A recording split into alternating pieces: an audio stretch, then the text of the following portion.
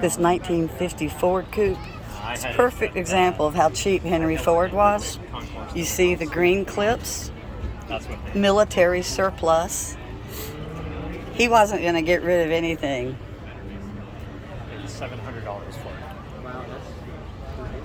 it. This car is impeccable.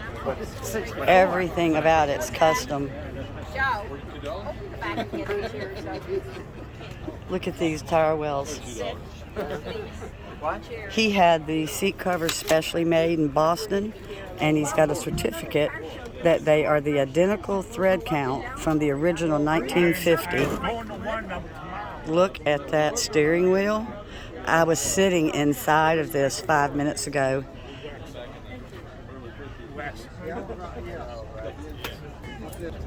Yeah, when I was a kid, right there at the end. All the glass is original, but the two front pieces. Sure does. That I didn't. The interior just blows me away. You know, it's probably not. You probably had a.